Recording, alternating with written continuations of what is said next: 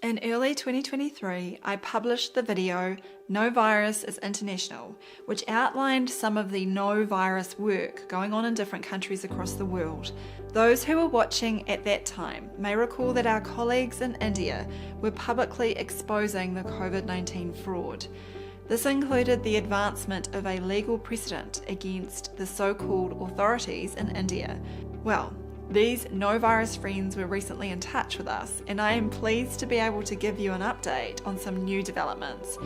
By way of public interest litigation, a petition was successfully brought before the High Court in order to obtain evidence for not only the existence of viruses, but also for evidence that microbes can cause disease. The video of the hearing picked up a significant amount of attention in India. So let's see what happened in court and how this work continues to gain traction.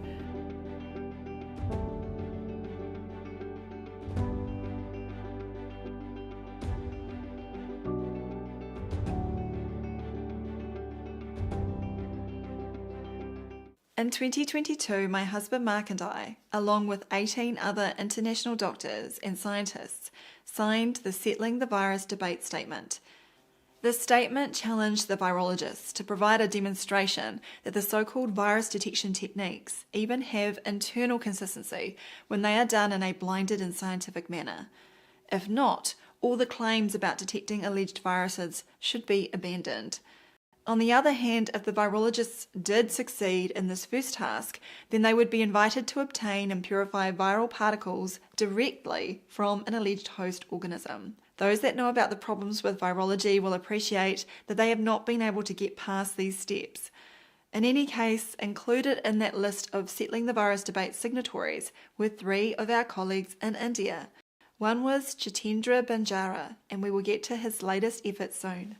My 2023 No Virus is International video focused on the efforts going on in India to expose the unscientific claims surrounding SARS-CoV-2 and the alleged COVID-19 pandemic. The team also took the opportunity to challenge the validity of germ theory, and here is a flashback to that time. Much of the overall strategy from our Indian colleagues has been to focus on the legal aspects of COVID-19 in their country. For example, under the Indian Evidence Act 1872, the burden of proof is on the government to establish the existence of the alleged SARS-CoV-2 virus in human samples and its pathogenicity with that sample. It has become clear that, like virologists around the world, the Indian medical authorities cannot deliver the evidence with any papers that follow the scientific method. The conclusion from our Indian colleagues in their politely worded statement: this is nothing but a serious medical experiment which is likely a crime against humanity, and this act clearly shows that health authorities may have no intention of public health and welfare of citizens of India. And while the highest level institution, the Indian Council of Medical Research, claimed they have proof of existence of SARS-CoV-2, they have yet to provide any document to back this up. Hence, a demand letter is now being sent to them, as well as the National Institute of Virology and various politicians. It calls on them to provide a public demonstration showing the existence of a virus. They've even opened it up further and have suggested that the demonstration could involve providing the evidence for any alleged disease-causing microbe. In India, like everywhere else in the world, there was no basis to a COVID-19 pandemic. The case numbers were generated by the inappropriate use of molecular detection tests, such as the PCR, and the team pointed out the obvious flaws to the Indian Council of Medical Research. Secondly, regarding the PCR-RT-PCR, we already showed in our open legal notice why and how the test is totally irrelevant for the purpose, and it's a misuse of this test that is being used for the alleged COVID-19 pandemic purpose. However, you could not clarify our inquiry in your response. Additionally, we also present herewith excerpts of the laboratory experiment conducted by Dr. Biswarup Roy Chaudhary and his team to validate the government-approved RT-PCR test for COVID-19. Excerpts.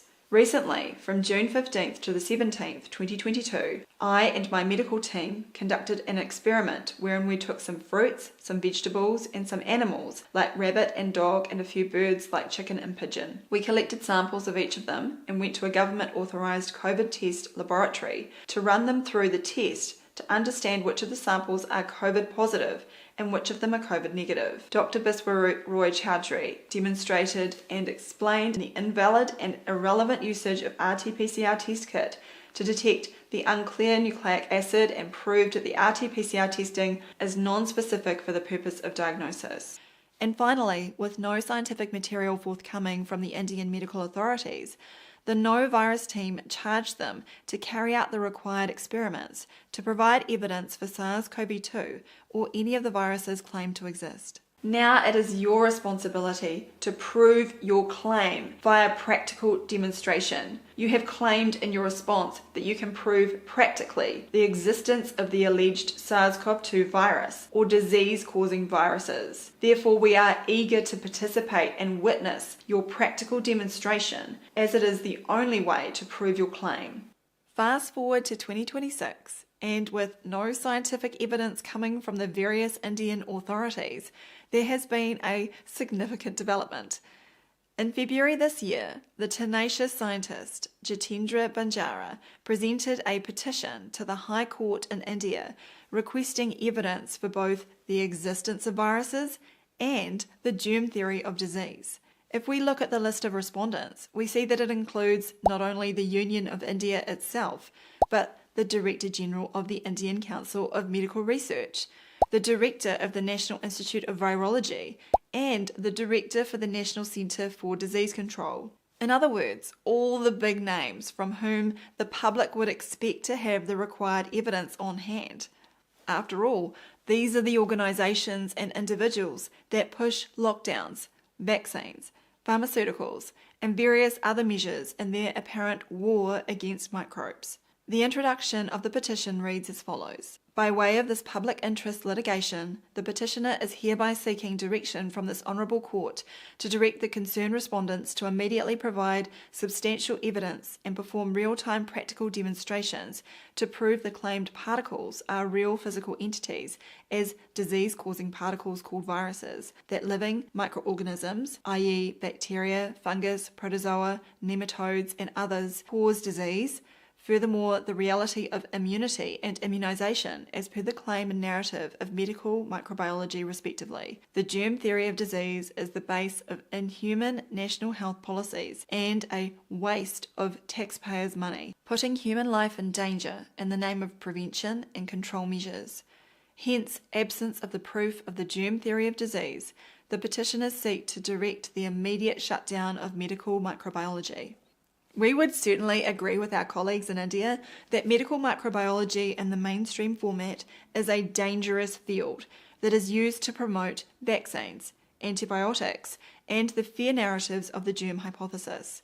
The onus is on those claiming to have evidence for such things to show their hand, especially when most countries are propping it up with billions of dollars of taxpayer funds. And while Jitendra Banjara brought this to court as a lay litigant, when the judge asked about his background, he was able to report that he trained as a medical microbiologist and completed a master's in science in the discipline. For me personally, it is refreshing to even see this being talked about in a high court. I was in a high court last year, but that was to take back control of my bank accounts after the medical, quote, authorities' unlawful seizures. That's what can happen in New Zealand when you point out the COVID-19 fraud and lack of evidence for viruses. Indeed, we live in a place where exposing medico-pharma deception attracts suspensions and six-figure fines for doctors. In 2021, Mark helped produce a statement of claim that completely eviscerated the evidence for SARS-CoV-2 and the fake pandemic. However, the court in New Zealand did not permit the case to be heard. So it is great to see our friends in India successfully using the legal system to publicly challenge the fundamentals of the virus model, as well as the wider concepts of pathogens and germ theory. After Jitendra Banjara presented his petition to the High Court in February, the judge ordered that the counsel appearing for the respondent, Union of India, as well as for the respondents, state, pray for and are granted 4 weeks' time to file their replies in the matter. Well, 4 weeks came and went. All that was heard back was the following. In other words, as it stands, the petition and its claims against both the virus model and germ theory remain officially unrefuted in India. Now, our Indian friends are under no illusions here. They are well aware that it will probably continue to be business as usual for the Indian government and the medico-pharma industry cronies. However, the team are shining more light on this great deception and showing the public that the emperor has no clothes. When the officials were asked some straightforward questions, they were unable to provide the answers that are supposedly settled science. The good news is that the germ theory and no virus discussions have reached millions of people and are now starting to pop up in mainstream domains.